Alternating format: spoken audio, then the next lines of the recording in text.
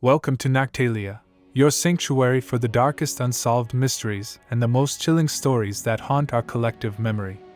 Tonight, we embark on a journey into the shadows of American crime history to unravel the enigma of a man known only as D.B. Cooper. A man who, on a cold November night in 1971, executed one of the most daring and baffling hijackings the world has ever seen, and then disappeared without a single trace. No fingerprints, no confirmed identity, no final clue.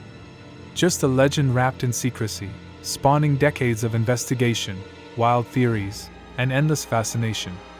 Who was this mysterious hijacker? What became of him after he vanished into the dark skies? Join us as we piece together the puzzle of D.B. Cooper, the man who turned a simple plane hijacking into an enduring mystery that still captivates and confounds investigators, historians, and curious minds alike. It all began on the morning of November 24, 1971, a day that would go down in history as the day of the most mysterious hijacking in the United States. A man, who introduced himself as Dan Cooper, purchased a one-way ticket under that name at the Portland International Airport in Oregon. He boarded Northwest Orient Airlines Flight 305, a Boeing 727 scheduled to fly from Portland to Seattle, a short domestic trip of less than an hour. Witnesses described him as a calm, polite, and well-dressed man, appearing to be in his mid-40s. He wore a dark suit, a white shirt, and a narrow black tie, complemented by a neatly folded raincoat. In his hand, he carried a leather briefcase that seemed to weigh a little more than usual. Passengers and crew noticed nothing unusual about him during boarding or takeoff. He sat quietly, occasionally reading a newspaper. But beneath this seemingly ordinary appearance was a man with a carefully planned and audacious scheme. Shortly after the plane took off, his calm demeanor would give way to one of the most infamous crimes in aviation history. The events that followed shocked not only the passengers on board but the entire nation, sparked intense media frenzy, and launched the FBI's most extensive manhunt. Shortly after takeoff, the calm atmosphere inside the plane suddenly shifted. D.B. Cooper, a seemingly ordinary man, quietly handed a folded note to Florence Schaffner, one of the flight attendants. At first, she thought it was just a simple message, but when she glanced inside, her heart skipped a beat. The note read that Cooper claimed to have a bomb in his briefcase, a threat no one on that plane could ignore. His demands were clear and chilling: $200,000 in cash, equivalent to over $1 million today, and 4 parachutes. He made it clear that if his demands were not met, he would detonate the bomb. The flight attendant discreetly alerted the pilot, who immediately notified the authorities on the ground. The situation escalated rapidly. The airline, law enforcement, and FBI had to act fast, not only to protect the passengers and crew, but to keep the skies safe. When the plane landed in Seattle, the tense negotiations had paid off. The ransom money, carefully bundled in thousands of dollar bills, and the requested parachutes were brought aboard. In exchange, Cooper released all the passengers, more than 30 lives spared from a terrifying ordeal. But Cooper himself did not leave the plane. He demanded the flight crew stay on board as the plane took off again, heading towards Mexico City with a low altitude and slow speed. At this point, the story took an even darker turn. The man with the bomb, the ransom, and the parachutes was still on board, and what happened next would turn this ordinary flight into an unsolved legend. After securing the ransom money and parachutes in Seattle, Cooper gave the pilots very specific instructions for the next leg of the flight.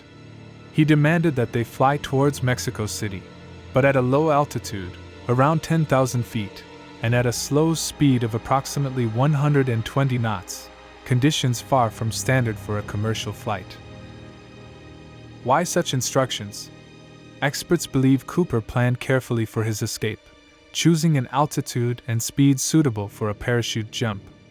As the plane flew into the night sky, somewhere between Seattle and Reno, Nevada, the unimaginable happened.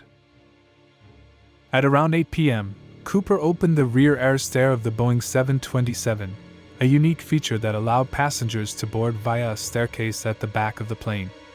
Then, dressed in a dark suit, with a parachute strapped to his back and the ransom money secured on his person, he stepped out into the darkness.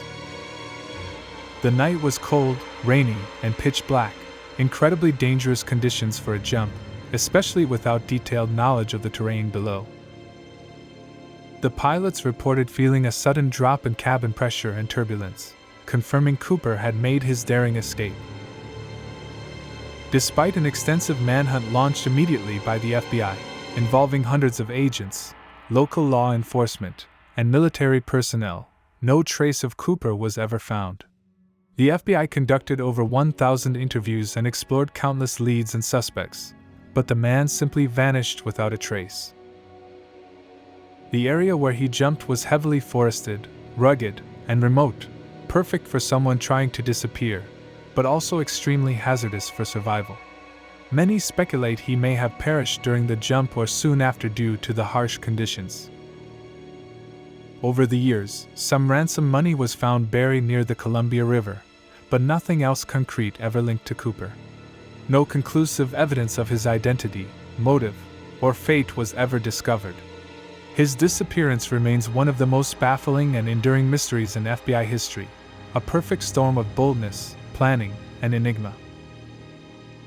Over the years, the story of D.B. Cooper has sparked countless theories and endless speculation. Let's explore some of the most compelling ideas. Was Cooper an experienced skydiver?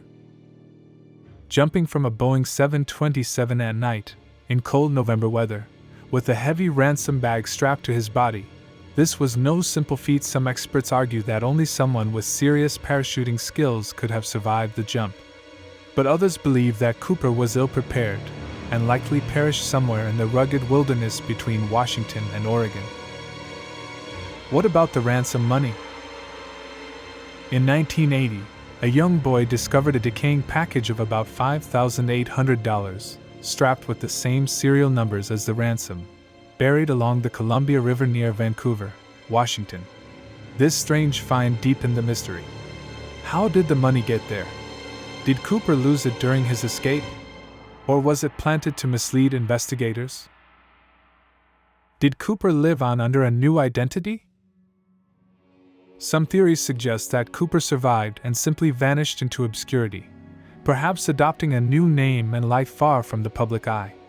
Over the decades, several suspects have been proposed, including military veterans and experienced parachutists, but no conclusive proof has ever tied any of them to the hijacking.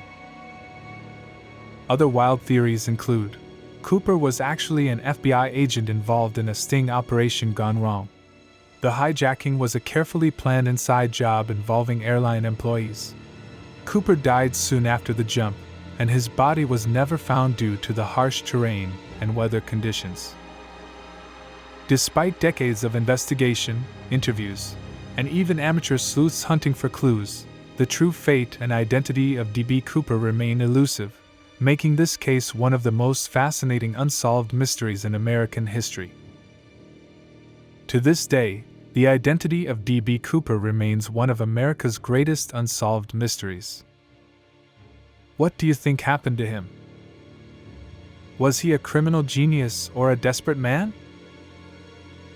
Let us know in the comments below, and don't forget to subscribe for more mysterious stories from Noctalia.